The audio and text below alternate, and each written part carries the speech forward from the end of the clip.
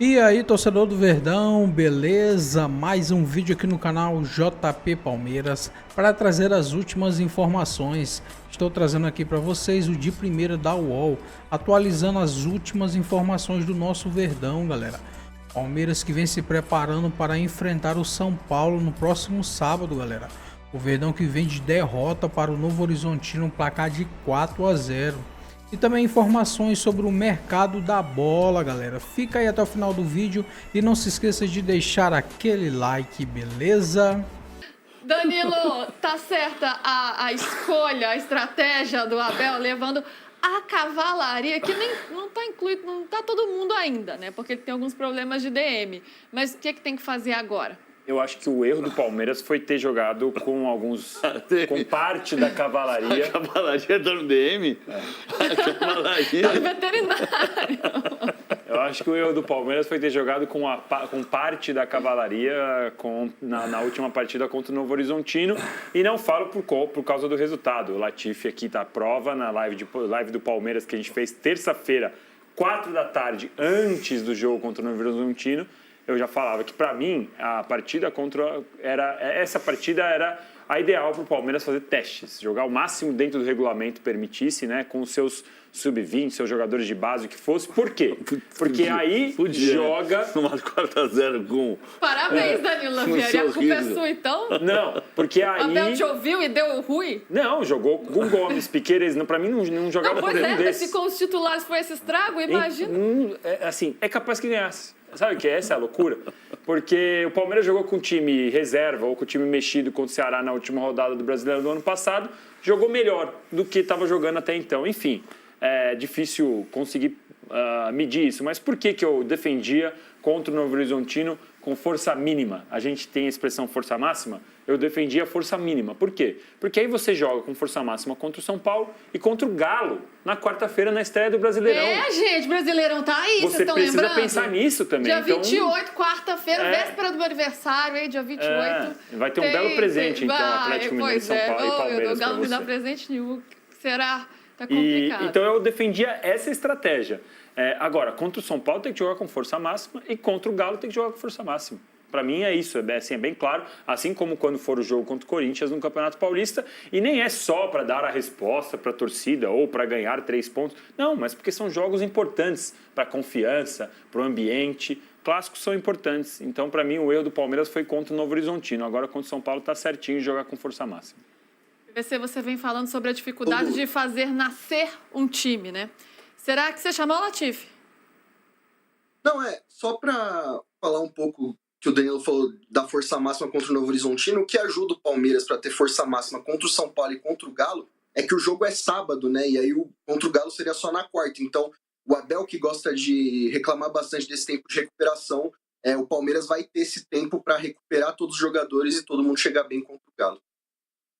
Aí, PVC, você fala da dificuldade de nascer um time desse Palmeiras. Esses jogos mais complicados, né?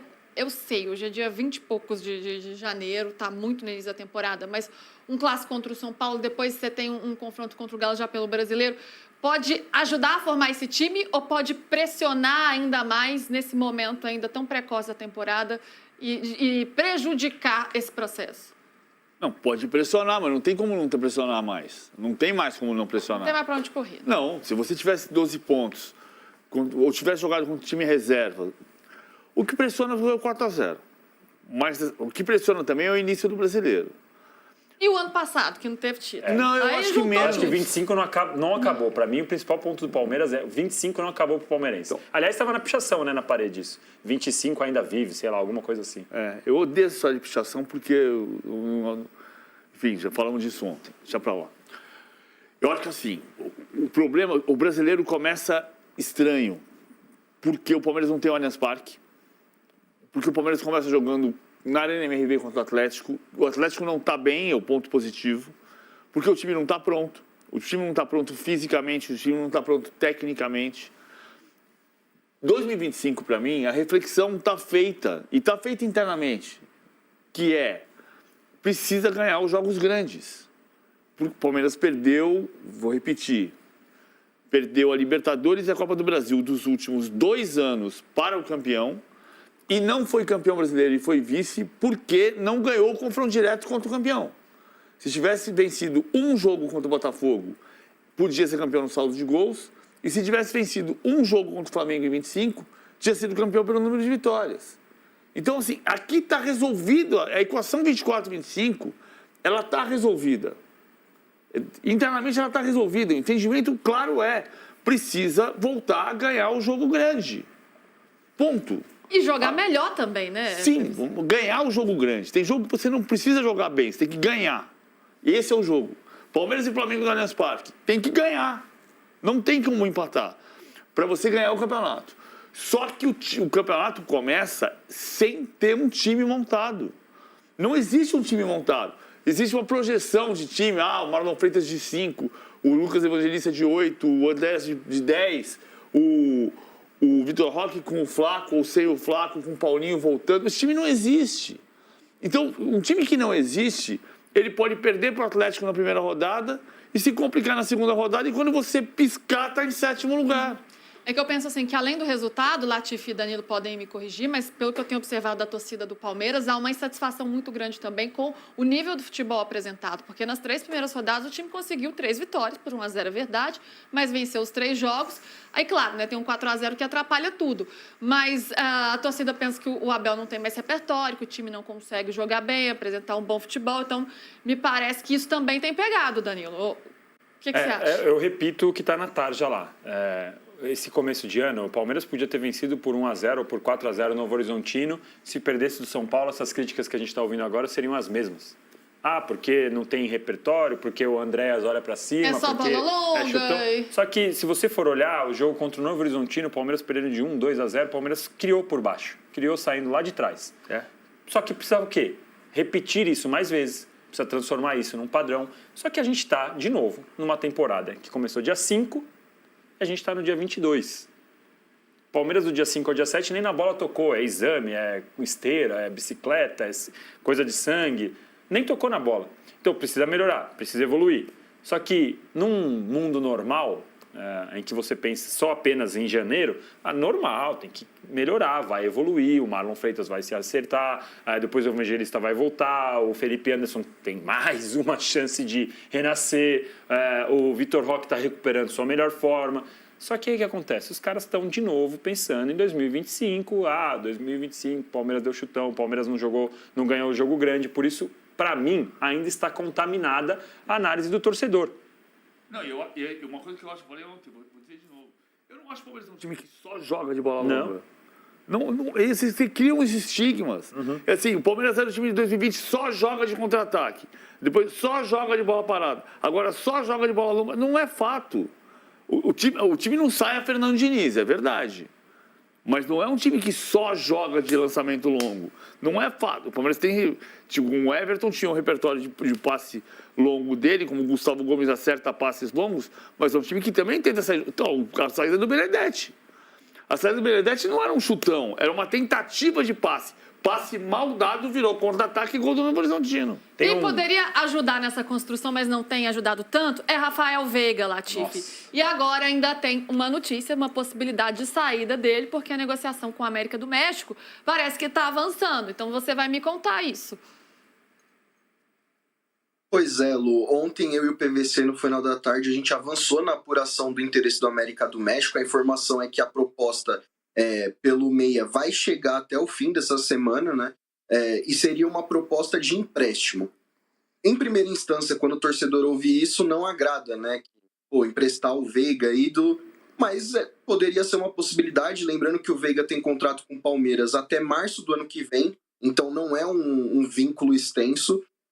Toda vez que a gente conversa sobre Rafael Veiga no clube, a gente sempre escuta que ele é um jogador muito importante, ídolo, só que, pelo lado do atleta, eles veem com bons olhos pelo menos ouvir o que os mexicanos têm a oferecer.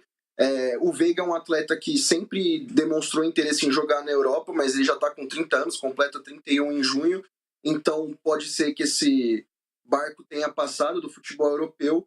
E o futebol mexicano, a gente já viu exemplos de dentro do Palmeiras, né? A gente citou ontem o Luan, zagueiro, que pediu para sair, e foi negociado. E o Palmeiras, quando os atletas pedem para deixar o clube, o Palmeiras tem atendido, né? O Everton e o Marcos Rocha são os principais exemplos disso, de 2 jogadores históricos do Palmeiras que, quando receberam uma oferta, pediram para ser negociados. Óbvio que com o Rafael Veiga existe toda uma história com o clube, o Palmeiras não gostaria de perder o atleta, mas existe a possibilidade do jogador ficar seduzido com esse projeto no América do México, lembrando que o Veiga não é mais titular absoluto do Palmeiras.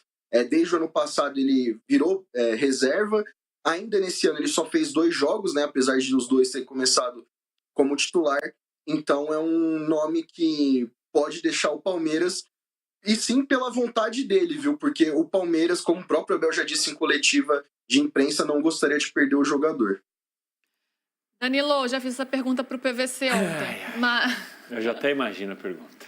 Você já sabe qual é, então você já pode responder. Não, a questão... Bom, faz a pergunta. Não, se dá para o Veiga ainda reencontrar o seu futebol, ou se talvez ele precise de novos ares e seja um fim de um ciclo muito vitorioso, muito feliz, mas que não tem a mesma alegria de outrora.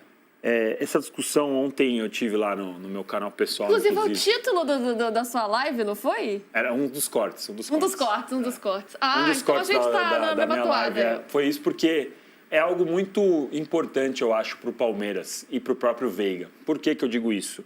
Até esbarrando um pouco na nossa conversa no começo do programa sobre rede social, repercussão, hater e etc. O Veiga tem uma história brilhante no Palmeiras. Não vou dizer que ele jogou tanto quanto o Ademir da Guia, mas na história, nos títulos, nas conquistas, ele senta na mesma mesa do Ademir da Guia. Não estou dizendo de nível de jogo, pelo amor de Deus. Ele tem uma grande história e eu acho que é potencializada a história dele por ele ser palmeirense, pelo pai, pelo avô, pela história que o pai dele já contou da carta, quando o avô dele estava lá no hospital. Tudo isso, que é uma história muito bonita. O tanto que ele demorou para conseguir realmente conquistar o espaço no Palmeiras. Veio para o Palmeiras, foi emprestado, voltou. Então, assim, acho essa história brilhante. Só que ele já está num momento em que ele começa a desgastar o que ele mesmo criou. Porque ele não está respondendo. E muita gente falou ontem lá na discussão, não, foi a culpa do Abel, O Abel já colocou ele de 5, de 8, aberto pela direita, aberto pela esquerda, falso 9. E ele não rendeu. Ele não consegue render. E tem algumas jogadas que a gente via claramente, que antigamente ele recebia a bola, já virava, já corria, já apresentava para receber, combinava com o Mike, o gol da Libertadores dele contra o Flamengo, entra na área, chutando. Ele não tem mais isso, ele não consegue mais isso. A bola parada dele, que era importante, ele não consegue mais acertar. Então, chega num momento em que o clube precisa entender que talvez tenha dado para ele. E o próprio Veiga tem que entender. Amanhã ou depois, de repente, o Veiga vai para a América do México, vai, sei lá, para os Estados Unidos, recupera o futebol, não sei. Pode ser que aconteça. Não é que eu estou decretando o fim da carreira do Veiga. Mas está num momento de desgaste, num relacionamento longo, que eu acho que chegou no fim. Eu tenho dúvida pelo seguinte. O ano passado eu falei aqui, no final do primeiro semestre, ele está jogando com dor. E depois ficou claro que ele estava jogando com dor. Quando ele voltou da lesão do pubis, ele jogou algumas partidas boas, outras não. O pecado foi não ter jogado a partida contra o Flamengo bem, que era o jogo que tinha que jogar bem. Aí ele começa a temporada nova. Ele tem 2 jogos, mas para ele, principalmente, que vem de uma lesão, é muito importante a preparação, o condicionamento físico. Se ele tivesse uma proposta do América do México definitiva para ser ídolo do América do México pelos próximos 3 anos, eu acharia, beleza. Tem um desgaste, você é ídolo para a história do Palmeiras, fez gol na final da Libertadores contra o Flamengo, ganhou 2 Libertadores e 2 brasileiros. Beleza. Agora, é uma proposta por empréstimo. E nesse cenário, eu acho que tem um trabalho que precisa ser muito adequado. O Veiga precisa ter no Palmeiras de 2026 o cuidado físico que o Arrascaeta teve no Flamengo de 25. Vem aqui, você não vai jogar todo o jogo, você não vai jogar todos os 90 minutos de todos os jogos, vamos cuidar da tua lesão, vamos ver o que você consegue fazer. Não estou descartando a proposta, estou dizendo tendo uma proposta por empréstimo do América do México, você quer ir e esgotar, Ou vamos fazer um trabalho físico forte para ter uma temporada brilhante a partir de março? Porque em janeiro, 2 jogos não dá para medir. E o trabalho que o Flamengo fez com a Arrascaeta foi tão brilhante no ano passado que ele se tornou o melhor jogador da temporada e foi elogiado, inclusive, pelo Marcelo Bielsa, né, o técnico do Uruguai, falando, nossa, foi incrível o que o Flamengo conseguiu fazer com esse jogador, enfim. Então é isso, torcedor do Verdão, valeu por chegar até aqui no final do vídeo, não se esqueça de deixar aquele like, beleza? Se você ainda não for inscrito aqui no canal, já se inscreva, ative o sininho de notificação para não perder nada que eu posto aqui no canal. Falou e até mais!